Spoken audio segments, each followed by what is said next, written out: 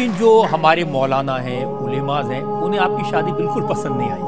انہوں نے کہا کہ ایک مسلم لڑکی نے ایک جین لڑکے سے شادی کی تو بالکل غیر اسلامی۔ سر زندگی تو مجھے نبھانی ہے، رہوں گی میں کسی کے ساتھ پوری زندگی، تو میرے علاوہ مجھے نہیں لگتا اور کسی کو میرے لیے لائف پارٹنر چوز کرنے کا کوئی ادھیکار ہے، کیونکہ دس از مائی لائف لانگ زندگی مجھے نبھانی ہے۔ تو آبویسلی میں کسی کو اپسیٹ نہیں کرنا چاہتی، میں ہر ریلیجن کو سمان کرتی ہوں، میں بڑی ہوئی ہوں حدیث اور قرآن پڑھ کے، اور میرے گھر میں مجھے بہت گرو محسوس ہوتا ہے بولتے ہوئے کہ میں نے بھگوت گیتا بھی پڑھا ہوا ہے اور میں نے بائبل بھی پڑھا ہوا ہے۔ تو سر یہ جو اتنی بہن کا اچھا سوال ہے کہ اگر ایک مسلمان لڑکا ہندو لڑکی سے شادی کرتا ہے تو کیا وہ مسلمان لڑکا ہندو کے گھر میں جا کے نماز پڑھ سکتا ہے، اور کیا وہ لڑکی مسلمان کے گھر میں پوجا کر سکتی ہے؟ نہیں۔ سب سے پہلے کچھ شرائط ہے ہر چیز کے۔ آپ اگر گاڑی رکھیں گے اور گاڑی کا ایک پہیہ رکھیں گے، سائیکل کا ایک پہیہ رکھیں گے، ٹریکٹر کا، تو گاڑی چلیں گی کیا؟ نہیں چلے گی۔ یا چاروں سائیکل کر دو یا چاروں ٹریکٹر کر دو۔ اسی لیے قرآن کی آیت سورہ بقرہ کی سورہ نمبر 2 آیت نمبر 221 میں اللہ تعالیٰ فرماتے ہیں کہ آپ مشرکہ سے شادی نہیں کر سکتے جب تک وہ ایمان نہ لائے۔ مطلب جو غیر مسلم ہیں اور شرک کر رہی ہے اس سے آپ شادی نہیں کر سکتے جب تک وہ ایمان نہ لائے۔ اور ایک ایمان لانے والی عورت چاہے کتنی بھی بدصورت ہو وہ ایک مشرکہ سے بہتر ہے۔ اور آگے آیت کہتی ہے کہ لڑکیاں مشرک لڑکے سے شادی نہیں کر سکتی جب تک وہ ایمان نہ لائے۔ ایک مومن آدمی چاہے کتنا بھی بدصورت ہو وہ بہتر ہے بنسبت جو شرک کرتا ہے۔ اس کی وجہ یہ ہے کہ اسلام میں لکھا ہے کہ اگر آپ خدا کے علاوہ کسی کو اور پوچھتے ہیں، کسی اور کی عبادت کرتے ہیں، یہ سب سے بڑا گناہ ہے۔ اور اللہ تعالیٰ فرماتے ہیں سورہ نساء میں سورہ نمبر 4 آیت نمبر 48 میں، اور سورہ نساء سورہ نمبر 4 آیت نمبر 116 میں کہ اللہ سبحانہ و تعالیٰ اگر چاہے تو کوئی بھی گناہ کو معاف کر سکتا ہے، لیکن شرک کو کبھی نہیں معاف کرے گا۔ اگر ایک انسان مشرک جیسا مر گیا تو اللہ تعالیٰ کبھی بھی اسے معاف نہیں کر سکتا، کیونکہ مشرک وہ شخص ہے جو شرک کرتا ہے، اور یہ سب سے بڑا گناہ ہے، کیونکہ ہمارا خالق، ہمارا مالک، ہمارا ایشور، ہمارا خدا، ہمارا بھگوان، اگر ہم اس کو گالی دیں گے، یہ سب سے بڑا گناہ ہے۔ جس نے ہمیں زندگی دی، جس نے یہ ساری چیزیں ہمیں دی دنیا میں، اگر ہم اس کو گالی دیں گے، اس کے علاوہ کسی اور کی عبادت کریں گے، یہ شرک ہوا۔ تو اسی لیے اسلام میں اجازت نہیں ہے کہ ایک مسلم لڑکا یا لڑکی کوئی مشرک لڑکا یا لڑکی سے شادی کرے، یہ اجازت نہیں ہے۔ جہاں تک کہ سوال ہے کہ ایک عام مسلمان ہندو گھر میں نماز پڑھ سکتا ہے، اگر اس کے سامنے کوئی مورتی نہیں ہے تو وہ نماز کہاں بھی پڑھ سکتا ہے اگر جگہ صاف ہے۔ ہمارے رسول محمد صلی اللہ علیہ وسلم فرماتے کہ ساری دنیا، ساری دھرتی مومن کے لیے مسجد ہے، یعنی ساری دنیا آپ کہاں بھی نماز پڑھ سکتے، دیکھنا چاہیے کہ صاف ہے، آپ نماز پڑھ سکتے۔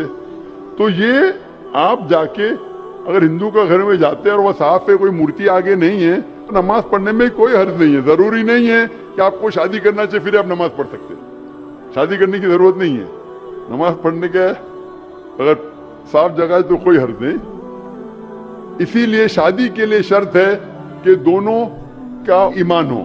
اور اگر آپ ہندو مذہب پڑھیں گے تو ہندو مذہبی کتاب میں بھی یہی لکھا ہے جو میں نے پہلے پیش کیا، پہلا جو سوال تھا بھائی صاحب کا، اور میں نے کہا کہ ہندو مذہب میں بھی یہی لکھا ہے، ناتس پتیماستی، اس ایشور، اس بھگوان، اس خدا کا کوئی عکس نہیں، کوئی مورتی نہیں، کوئی فوٹوگراف نہیں، کوئی پینٹنگ نہیں، کوئی پورٹریٹ نہیں، کوئی آئیڈل نہیں، کوئی اسٹیچو نہیں۔ اگر یہ مان لے کہ کم از کم جو یکساں ہے ہندو اور اسلام کے مذہبی کتاب میں، کم از کم اس کے اوپر عمل کرے تو اکثر ہمارے مشکلات دور ہو جائیں گی۔ جو یکساں نہیں ہے اس کو کل ڈسکس کر سکتے ہیں۔ اور اگر آپ تحقیق کرتے ہیں، ہندو مذہب کی کتاب پڑھتے اور اسلام مذہب کی کتاب پڑھتے، دونوں میں لکھا ہے خدا ایک ہے، दोनों में लिखा है खुदा का कोई अक्स नहीं है, दोनों में लिखा है कि खुदा का कोई बुत नहीं है, दोनों में लिखा है कि खुदा के अलावा किसी और की इबादत नहीं करना चाहिए, दोनों में लिखा है कि आखिरी पैगंबर मोहम्मद सल्लल्लाहु अलैहि वसल्लम में, दोनों में लिखा है कि शराब नहीं पीना चाहिए। मैं हवाले दे सकता हूँ और मैं तकरीर एक दिया हूँ, similarities between Islam and Hinduism, इस्लाम और हिंदुइज्म में यकसानियत दोनों किताब में है। आप अगर पढ़ेंगे कुरान मजीद में सूरह माइदा सूरह 5 आयत नंबर 90 में लिखा है कि शराब पीना हराम है। अब Manusmriti chapter number 9 verse number 225 पढ़ेंगे, उसमें लिखा है शराब पीना हराम है। कुरान में लिखे सूरह माइदा सूरह नंबर 5 आयत नंबर 3, सूरह बकरा सूरह नंबर 2 आयत नंबर 173, सूरह अनाम सूरह नंबर 6 आयत नंबर 145 और सूरह नहल चैप्टर 16 वर्स 115 में हुर्रिमत अलैकुमुल मैततु वद्दमु वलहमुल खिंजीर वमा उहिल्ला लिगैरिल्लाह बिही। क्या आपके लिए हराम है मरा हुआ गोश्त, खून, सूअर का गोश्त और वो खाना जिसके ऊपर अल्लाह के अलावा किसी और का नाम लिया गया है। आप अगर हिंदू मजहबी किताब पढ़ेंगे उसमें भी लिखा है क्या सूअर का गोश्त खाना हराम है। अगर आप तहकीक करेंगे काफी यकसानियत है।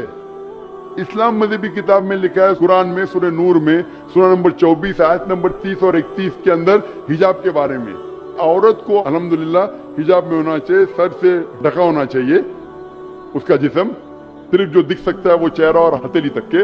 आप अगर हिंदू मजहब किताब पढ़ेंगे ऋग्वेद बुक नंबर 8 में लिखा है और ऋग्वेद बुक नंबर 10 में भी लिखा हुआ है कि औरत को अपने सिर के पल्लों को डालना चाहिए चेहरे पे। ऋग्वेद में भी लिखा है कि जब मर्द को देखे तो नजर नीचे करना चाहिए। ये कुरान मजीद में लिखा है सूरह नूर सूरह नंबर 24 आयत नंबर 30 और 31 कि जब भी कोई खातून मर्द को दिखती है जो उसका शौहर या करीब रिश्तेदार नहीं है, और जब भी कोई मर्द कोई औरत को दिखता है और करीब रिश्तेदार नहीं है तो उसे नजर नीचे करना चाहिए। तो इस तरीके से आप तहकीक करेंगे, जो यकसानियत है उसके ऊपर तो अमल करो। तो यकसानियत हिंदू और इस्लाम मजहब में जो मजहबी किताब में लिखा है, लेकिन अफसोस की बात है कि मजहब के ठेकेदार ये चीज का जिक्र ही नहीं करते। क्यों? इसीलिए मैं हवाले देता हूं, मैं कोई आलिम नहीं हूं, मैं कोई पंडित नहीं हूं, मैं अपने आप को तालिब इल्म कहता हूं, लेकिन मैं हमेशा हवाला देता हूं।